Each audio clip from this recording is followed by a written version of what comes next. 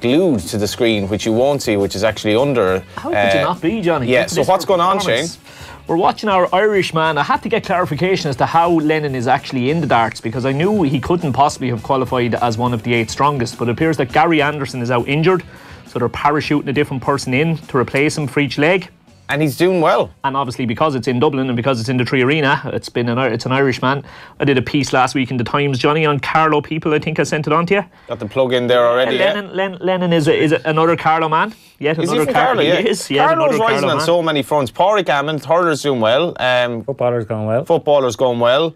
You know. And we're 3-2 up against Peter Snakebite Wright here at the moment in a first 2 best of 12 legs. So he's going with a serious chance of getting a serious win on the board here tonight. He's dressed. He looks very normal for a darts player. He's kind of Snakebite makes him look kind of just like one of the lads in that little queue that I was talking about earlier. You know. Strange look, all right. Lennon, as the boys said outside when I was getting a cup of tea, he knows his audience anyway. He came out to Whiskey in the Jar as his entrance music. That's not too bad. Very enjoyable. And the beauty of having live broadcasts on video is that we can show stuff like this, which is Conor's excellent piece today, Best of Enemies, and this is about Dublin and Mayo, and we have a beautiful photo of that free kick, which I think was one of the most controversial sporting incidents in many years, actually, or certainly in Gaelic games. But I'd be friendly enough with John Small, who's suspended for this game. He's absolutely gutted to be missing this game. Over nearly any other game in the league, I would got the impression. Why is that, Conor? Well, I mean, there is a genuine rivalry, and I've spoken to people from both sides of the thing, and I think people like to romanticise it a bit and think that it's a clash of cultures, but it's not. It's 2 teams that have contested very weighty matches, So, I don't think it's any different from Kerry Tyrone in the last decade. We probably didn't have one in the 90s because in the 90s in football, so fragmented, and Sam Maguire changed hands so frequently. But if you go back through it, they have played some of the most. I spoke to Enda Varley yesterday, the former Mayo forward who's playing for St Vincent's at the moment. I said, look, when do you think this turns sour? And he started talking. He said, well, the 13, well, the 15, and the more you go through it, there's always been a bit of a flashpoint between these teams, and it's inevitable. I think I'd be very surprised if there were too many of the opposition team were on either team's Christmas card list. Did Lee Keegan go down in your estimation, in both your estimations, for that incident? Well, it's a funny thing, right? There has been a huge amount of comment on the kind of non-sportsmanlike conduct that goes on in these games. Sledging and so on. Sledging and gamesmanship and all these things. But I spoke to an awful lot of inter-county players since then who actually thought it was one of the most innovative things that they've ever heard. Definitely innovative. Yeah. But that's a reflective of the culture, I think, in Gaelic football, because can you imagine Johnny Sexton's shaping up to take a kick in a rugby game? That's the gentleman's game. Yeah, and somebody throws a GPS pack on, the person would be, publicly shamed and roundly booed, So that's very, very interesting. But it was almost like lauded in some circles within it was the a game. bit, and there's a quote in the piece from Lee Keegan saying, look, I'd love to know what other people would have come up with, because I was facing losing the 4th All-Ireland final. And when you put it like that, you can nearly justify excuse. But I think little enough or less of it was made because Dean Rock got the kick, whereas had he missed it, it would have been a national scandal. Johnny, you're clearly wearing your Galway tinted glasses here. Your tone of voice is completely is absolutely to do with Galway. What are you talking about? There's if you were in the same position, which is highly unlikely. No, Shane. I'm consistent on things like this. If a Galway player did that to win us All Ireland, it'd be. If Galway hurlers won the All Ireland last year, genuinely, I felt when Joe went for that free at the end, I was like, we don't really deserve this. I would have thought it was a slightly kind of qualified victory and that sort of stuff. When I played as an underage or whatever, I would have thought I was a clean player. I never got into nonsense like that, and I've no real time for it. But we seem to have less of an issue with somebody inflicting physical violence on somebody else intentionally in a game than we have with an incident like that, would you? No, that's less harmful than that. Yeah, a very dangerous tackle is worse again. Yeah, with intent. Yeah. I don't think. Are you advocating the dark arts then, because you were a manager of Galway United, manager of Wexford Youths? You played at this is proper professional football in Ireland. Do you want to get a 1% edge? Yeah.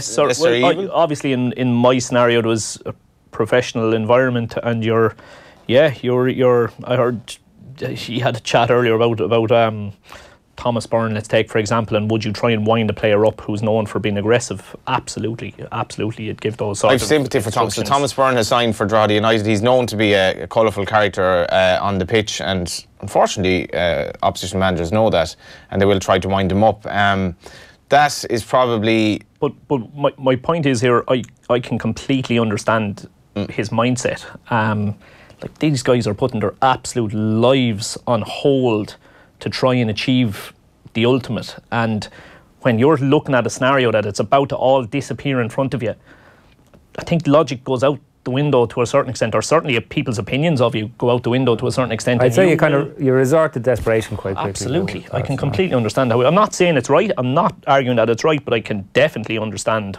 why he... See, against that, I condone Suarez for what he did at the World Cup, because, like... Biting or handball? Not the biting, sorry, the handball. The biting is just like... It's professional foul, but he's, you know, at the same time, it's kind of a win-at-all-cost mentality that's kind of consistent with Uruguay. But in any event, let's talk Mayo-Dublin and the possibility of Dublin losing 3 of their first 4 games. Well... And being out of the league in terms of winning it. I mean, this game is as significant as football gets at this time of year, but how significant football at this time of year is in the bigger picture, you know, that's open. A lot more than it was. Well, it's open to interpretation. I think because we've nothing else to go on, we tend to be very weighty in the way we kind of assess what goes on now. No more so than I was in Nolan Park last Sunday, and you know, everybody leaving were sure that Kilkenny are finished and Limerick are definitely going to win 2 in a row. You know what I mean? And overreaction is common. And we always kind of come back to these things after the All-Ireland and say, look, we won't fall into that trap again. And then here we are talking about the same thing. But just exclusively from the Dublin thing,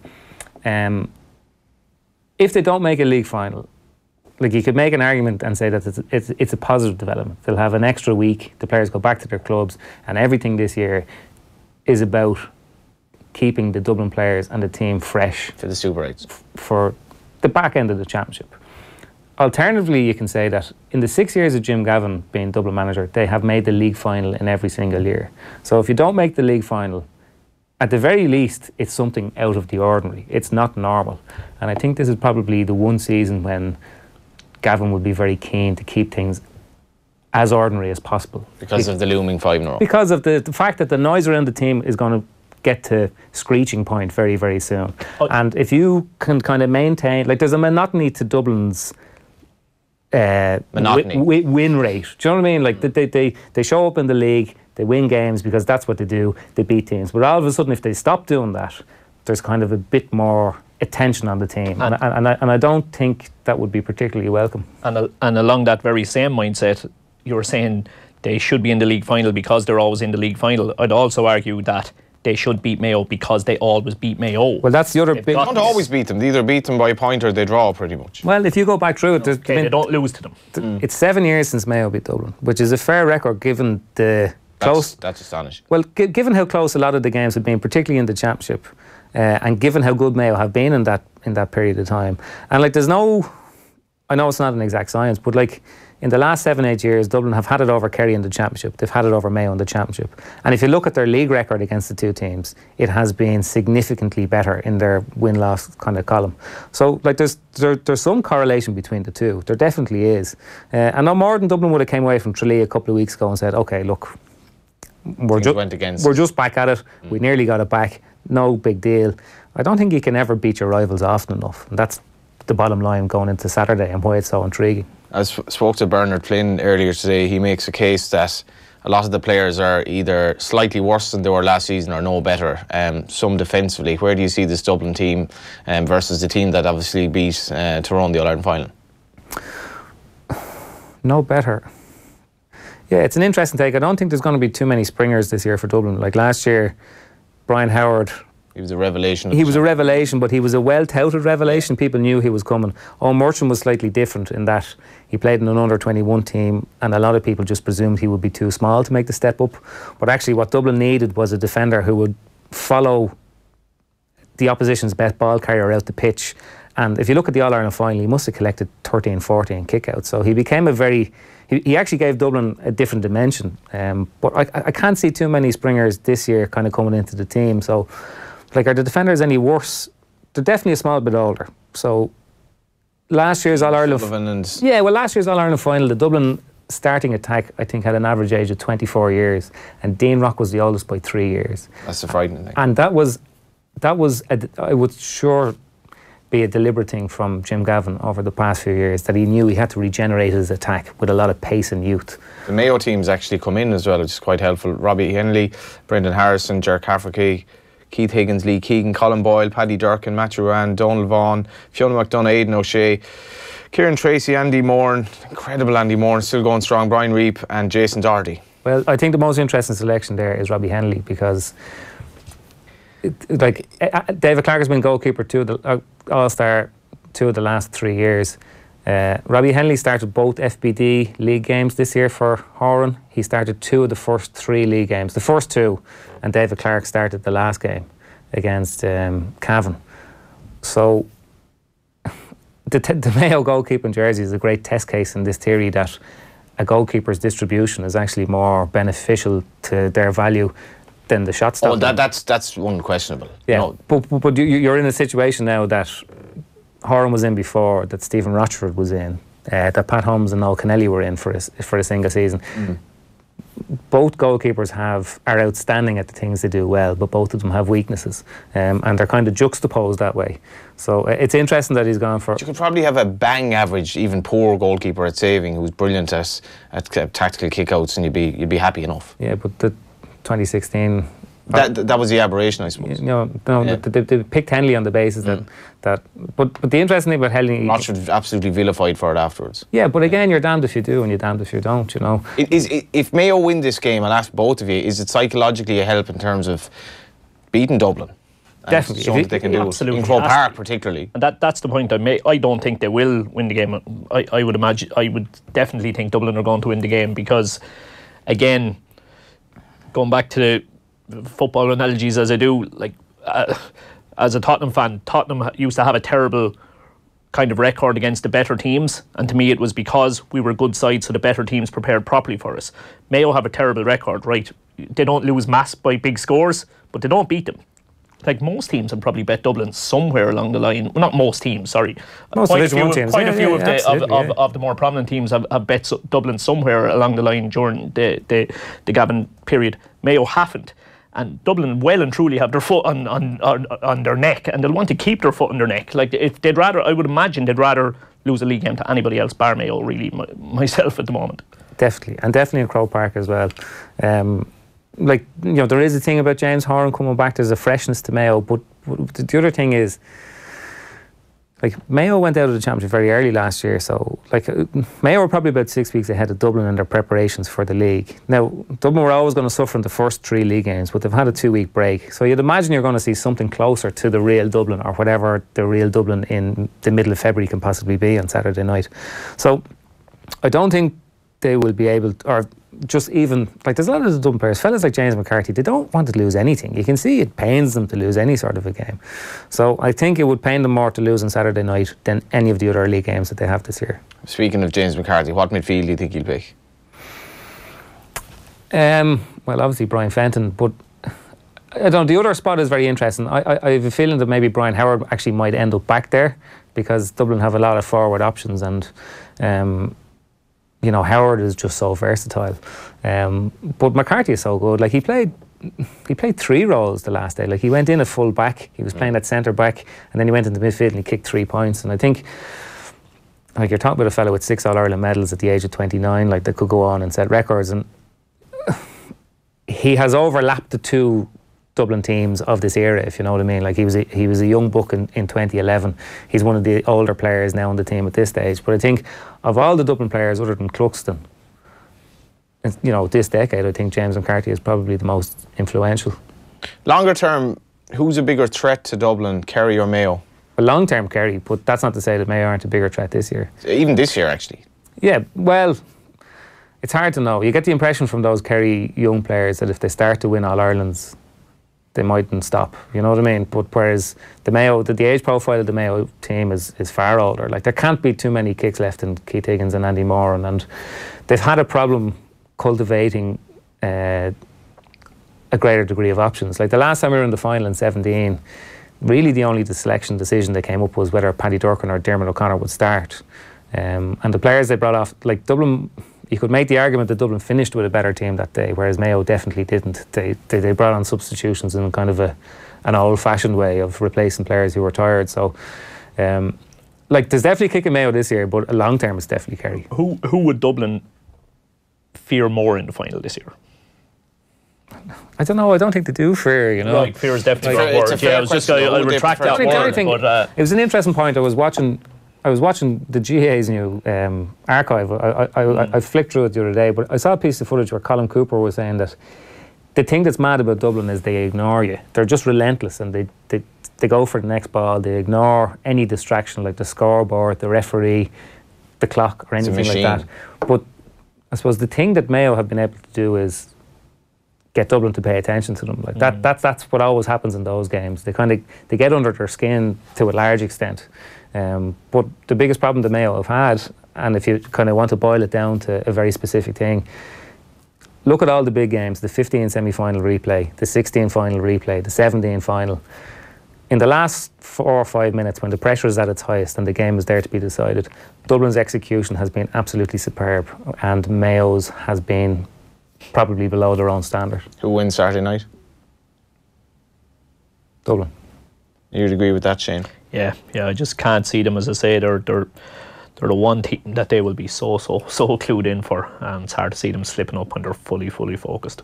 Tuam Stadium will host Galway and Kerry, and Tuam was a slightly sort of maybe depressed town in a typical kind of country town that's been left by the cities, and a town that really needed a Pearse Stadium to be, or rather Tuam Stadium to be developed and become the football ground. But to have a game like this, and I've always thought football should never be moved out of Tuam Stadium, but anyway, to have a game like this is huge for Tuam on Sunday, and will tell us maybe a lot about where Galway are, because I get the feeling from talking to guys at home there's an awful lot of negativity towards the way Galway are playing football, not the standard of players, but towards the way that they've been basically programmed to play.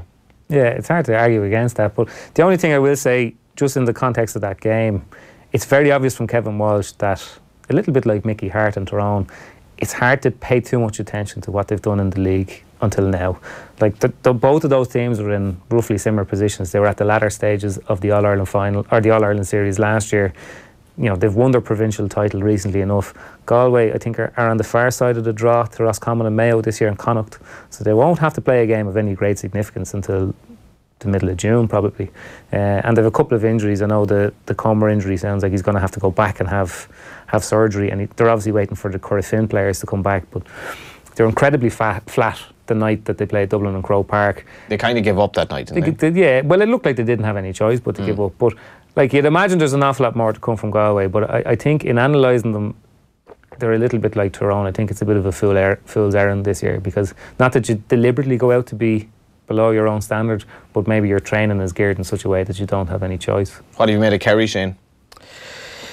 Yeah, look, I'd say, like you were saying, it's probably a bit early in terms of them hitting full flow, but they're exciting to watch. That's for sure. It's all about defensively, though, if they can answer that question, isn't it? Defensively is a question. And even though it's, you know, even though you can't get carried away with form, in the way that we're saying it would be a huge kind of confidence booster if Mayo could pull it off. Like, Kerry have to have taken some confidence from that performance, like they against the Dubs. They really have to. And with my limited enough football knowledge, I thought they were fantastic that night. But the league is the league, and you say that the league's league. Just might wrap up on that. It was just something that came into my head today. Is it not easy to envisage the league forming some part of a greater sort of championship structure, because the league is now much more relevant than the provincial championships in many respects, certainly Connacht and Leinster obviously, and the league has there'll be like probably there's a sold out crowd in Tralee. Tuam Stadium will have a very big crowd on Sunday, and you know there'll be a big crowd in Croke Park. These games pitting teams of equal ability thereabouts against each other should matter, and it's almost like the league happens and then you have this big lull of the provincial championships, particularly Leinster. Dublin were 100-1 on to win a Leinster final there against Westmeath. You're just like, you know, so is the league, where's this gap going to be bridged, you think, Conor, down the line? Well, the league is a far better competition than any of the provincial championships in football. There's no doubt about that. The only problem with the league, and this goes back to my point about Galway and Tyrone, is it happens so far away from the business end of the championship that you can't be certain that what you're seeing is any true indication of where teams are at. And the closer you could bring that to the back end of the championship, the better a competition that it would actually be. So, like, I'm very, very surprised Congress is on this weekend and there is no motion to Congress about the idea of a tiered championship. You're surprised by that? Yeah, I am. Like, there's an awful lot of... It's inevitable. Yeah, well... It is, you know. Should be. You know, like it is at some stage. Yeah, like what you need in football at the moment is a more consistent programme of matches between teams of a similar standard. And when you do that, you tend to have the sort of matches that Dublin had against Kerry in Tralee. I don't agree with the assessment that, well, look, there's the two best teams in the country. Naturally, they had a good game, but nobody else is up to that standard. You have really, really good games. Like Division 2, I was at the Armagh Meath game a couple of weeks ago, and you know, two teams that are kind of not exactly sure where they are, but it turned out to be a really, really good game. And all of Division 2 is actually a brilliant league, because I think there's only about 3 points between the top team, who are Meath, and the bottom team, who are Cork, and they could make up that ground this weekend when they play each other. So, like, I don't know where the connection happens. I don't know how you make it happen, and I don't know how you get a tiered championship through without annoying the teams who are going to be relegated and maybe disenfranchising the players who don't want to commit to a thing that they never played in before. But by the same token, I think, like, if the provincial hurling championships of last year taught us anything, it's that programme of fixtures absolutely works. Where do you see it going, Shane?